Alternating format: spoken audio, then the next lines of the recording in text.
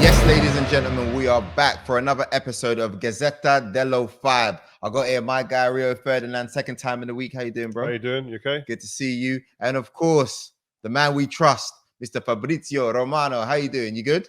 Ciao, guys. I'm great. Thank you. Really happy to be here, as always. Awesome stuff. All right, cool. So let's get it popping. Let's start off with the Fabrizio scoop. What have you heard this week in the world of transfers coming up to December? Yes, guys, I want to start with something about Italian players playing in Italy, let's say like this, because they're not Italians, but one of the biggest players we have here in Serie A, and this Paulo Dybala. He was out of contract with Juventus in June 2022, and currently this is the situation with Dybala out of contract in June 2022, and he decided to extend his contract with Juventus. From what I'm told, it's done. It's going to be signed in the next few days till 2026. So some clubs were approaching Dybala. We know that he's been so close to join Man United. It was a few years ago. And then now he's going to stay with Juventus for the next 5 years. So Dybala is 100% staying. Has he got a good relationship with the Juve fans? Because, a few years ago, he was going to go United. I don't know if it seemed like he's really that attached to the club or it's more the money. No. It was done with Man United. It was a done deal. Dybala was Man United player on club's side. They had an agreement with Lukaku ready to join Juventus and with Paulo Dybala to Man United. It was done. And Paulo Dybala said no because he wanted to stay at Juventus. He loves Juventus. He loves the club. He loves the atmosphere. And this is the same because that he decided to stay at the club for the next 5 years. So he really loves the fans, the club, and the atmosphere here in Italy. Anything else that you've heard under your radar? Yes, I want to talk about Dusan Vlahovic because, guys, trust me, this boy is special. He had an incredible game with AC Milan in a weekend with Fiorentina. Fiorentina had a top game with AC Milan, and Vlahovic scored two goals. He's got 2 goals, but amazing goals. Quality striker. The mentality of this boy. Imagine that 1 month ago, Fiorentina announced it in public that this boy is not extending the contract. He's out of contract in 2023. So they were trying to push the boy with the fans against the player because they know that maybe Vlahovic already has an agreement with any club around Europe. They were trying to put the fans against the player. But what happened? That Vlahovic is a fantastic player also on the mental side.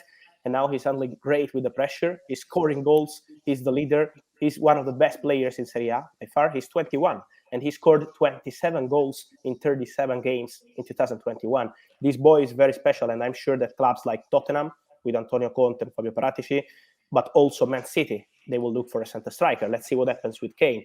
But this boy is showing that he's ready for top clubs. Atletico Madrid want him too. Juventus, if the deal will be in June and not in January, because Juventus are not able to sign Vlahovic in January. The price is 70 million, but this boy is very special.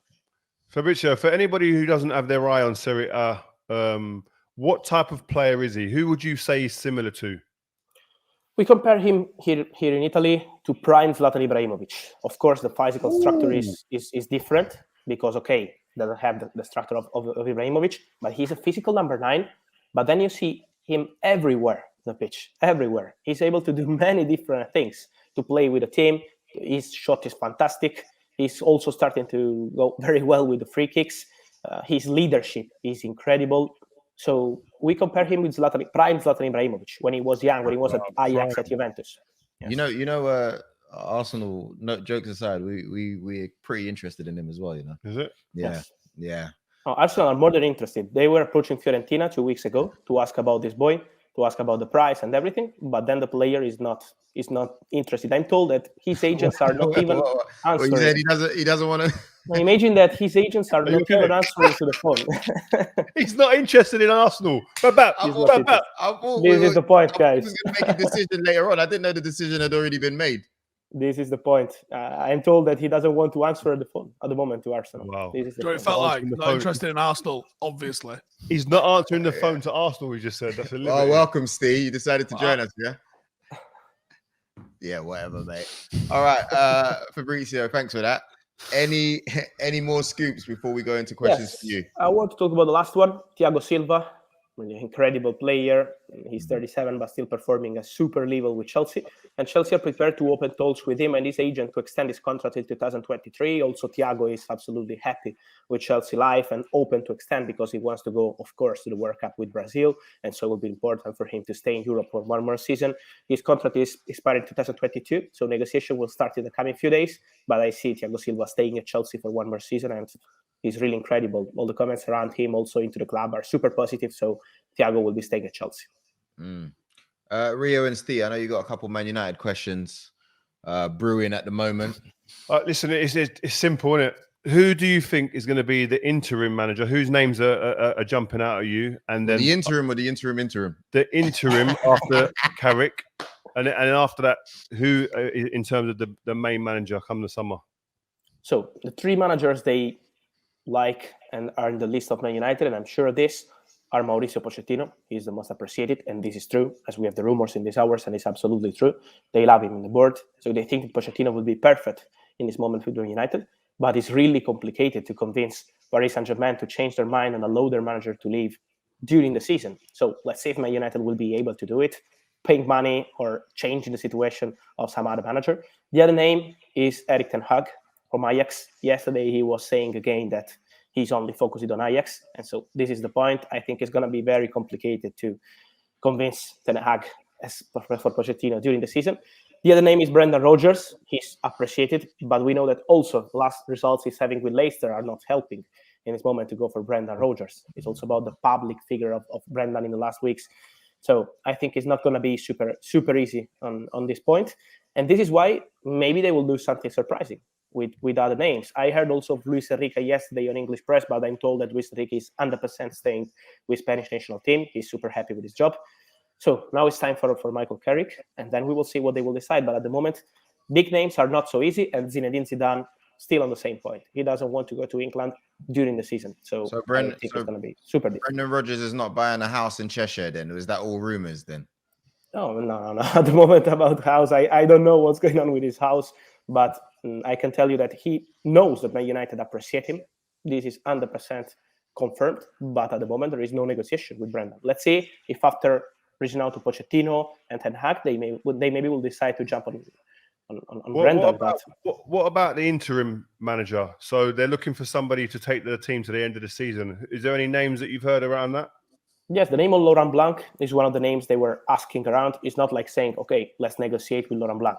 It's not at this point at the moment. It's just inquiring about him as potential interim manager.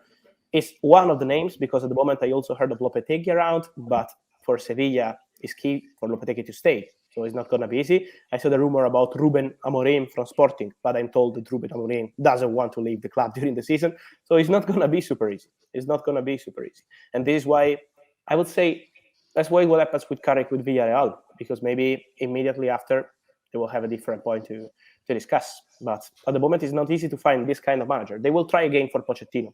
I think for Pochettino and Ten Hag to change the mind of Ajax and PSG. And if they are not able, they will go for an different interim manager. Fabrizio, I've heard United have appointed or are talking to some sort of external agents when it comes to the recruitment process of the new interim or full-time manager. Are you aware of any of that? Yes. But let me say that this is normal for top clubs to have agents helping on this kind of process. But yes, many agents are involved in this process. It means talking with managers, trying to understand what's going on with managers before Man United move in an official way. So like saying, okay, let's negotiate with this manager.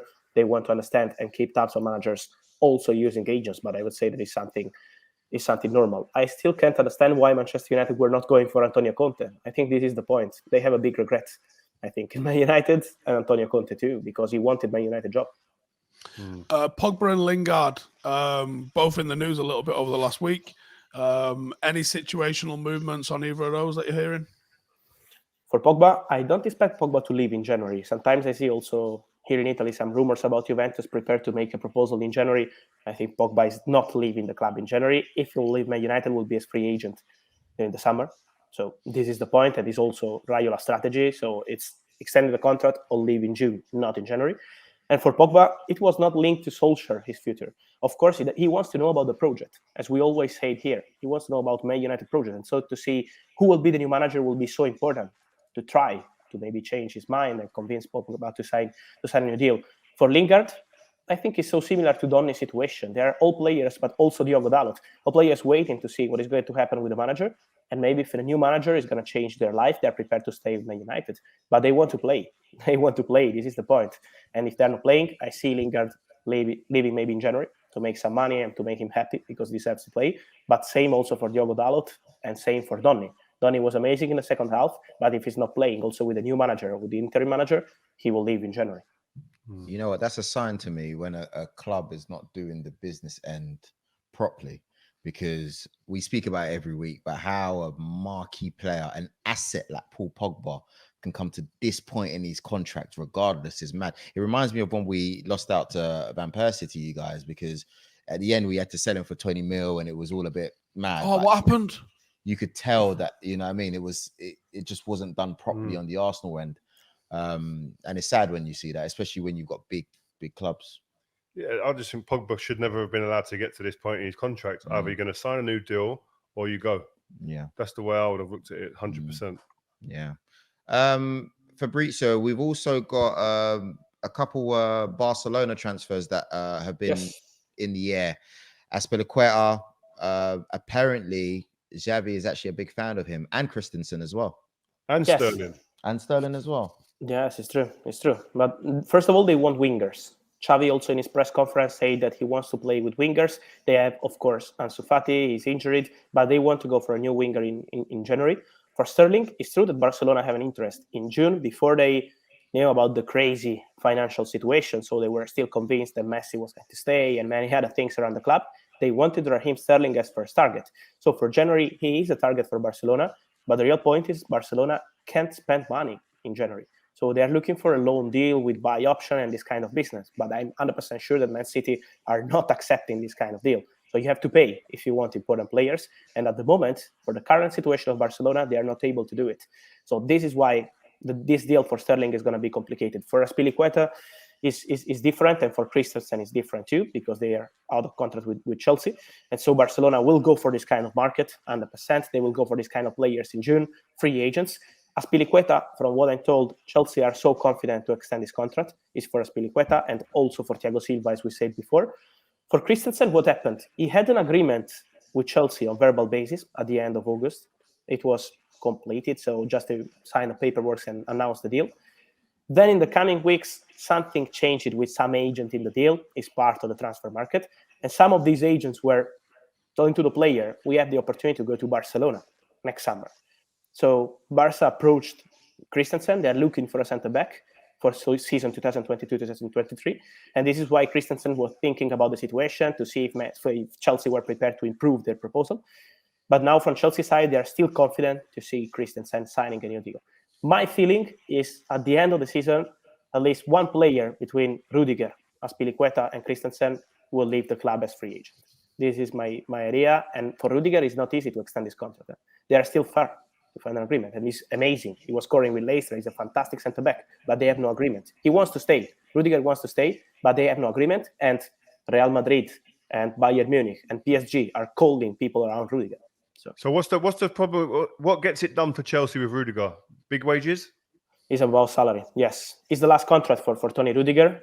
We have always to remember that 1 year ago at this point, it was October 2020, Chelsea were offering the player everywhere. Tottenham, Roma, AC Milan, they didn't want him to stay. Then Thomas Tuchel arrived and changed the life of this boy. And so he wants to have an important contract right now. And I think it's something that we can understand. So let's see if they will be able to find the economical agreement. Rudiger will be 100% happy to stay. He loves Chelsea, London. Thomas Tuchel, the relationship is great. But if they have no agreement on this point, I will keep an eye on Real Madrid and Bayern in particular. If you were Rudiger, what are you doing? I stay.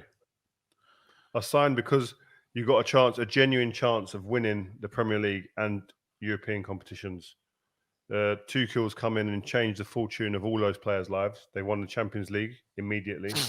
And I watched Chelsea again this weekend, and they were, like I said on the show yesterday, they're formidable. They're a changed team. Rudiger's playing the best football I've ever seen. Now, as a player, do you risk changing that and risk a downturn in form and performance and risk it by going somewhere else? And I only see Bayern Munich as being a team that is on the same level as, I think Bayern Munich are above Chelsea. But if he goes to Bayern Munich, he's genuinely going to be in an important league, and he's got a chance of winning Champions League with the players there.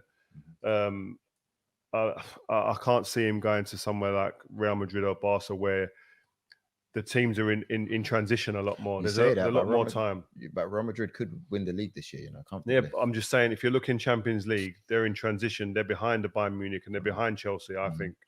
He's got. If you look at it, I was offered to go to big clubs in my career at Man United, but I stayed based on the fact that I thought I had more chance of winning the Champions League and the league titles at Man United than I did at the other teams. And I think if I was in Rudiger's position now, I'd be thinking I've got more chance of winning important titles with this Chelsea team than the other teams.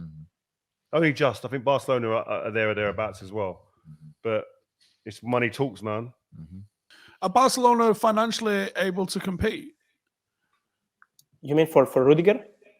Well, for going forward, because well publicized over the summer, one of the reasons why Messi was leaving was because of the financial situation at Barcelona.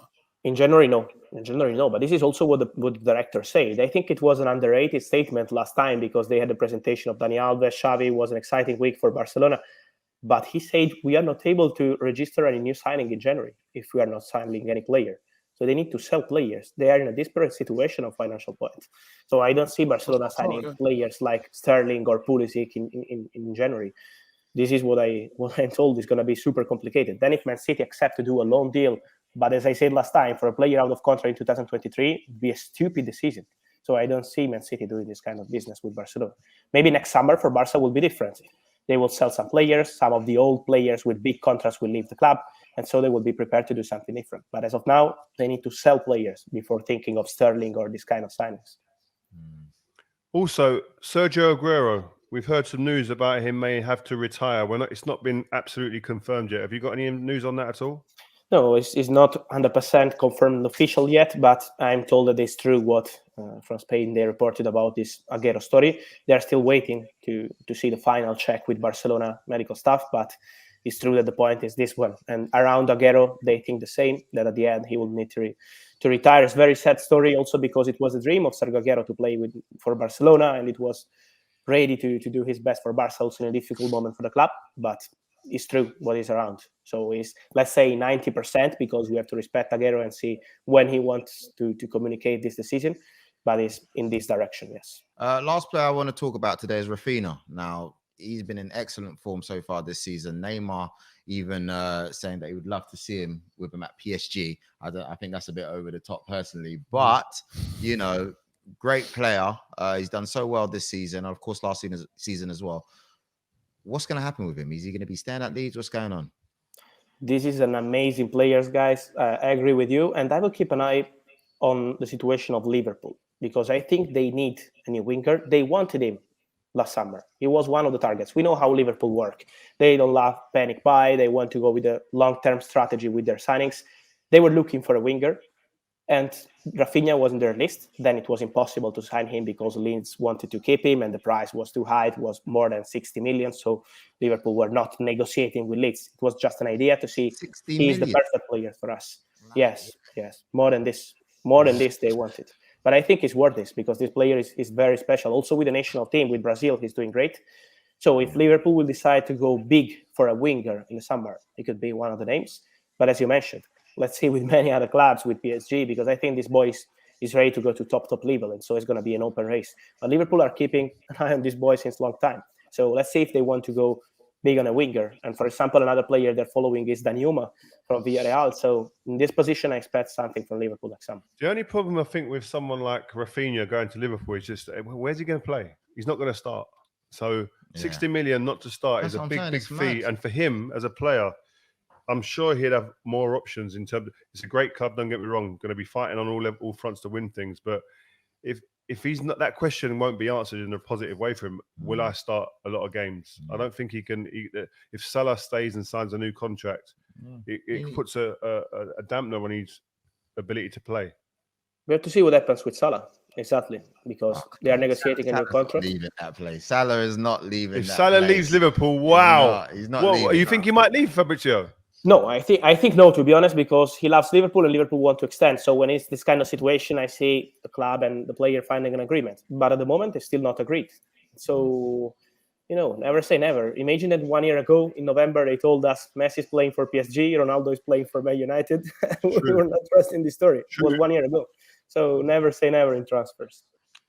Well, all right, listen. Yeah, you are the man we trust, I just want to point out that a few weeks ago, you said that Barcelona did have the money, and now you're saying that they don't have the money. I just wanted to put it out there because we had a little Do you remember that? Was right? it? For what? Let me clarify. They had 20 million euro budget for January, but they need to sell players because if they can't register players, they have the same problem they had last summer. So if they're able to sell 1 or 2 players in January, they have a budget around 20 million. This is the situation. By the way, let me just clarify. We said they will have money in the summer. End of the season. Yeah, right, cool. End of the season, in the summer they'll have money. They'll have more money in the summer. He's definitely. Of course. In the summer is not 20 million. In the summer will be bigger, 100%. Yeah, we'll revisit that at the end of the season. Okay, cool. Thank you very much, Fabrizio. Steve, thank you very much for popping in. And turning up late again. We appreciate you. That's 2 weeks in a row, mate. We're going to dock 3 wages. strikes and you're out. You're out, mate. You know the comments are going to be like, yes. going mad. No messing about. 3 strikes. Late again, you don't come back. Oh, sweet. Right, guys. Thank you, Fabrizio. See you guys soon. Thank you, guys. Bye. Cheers.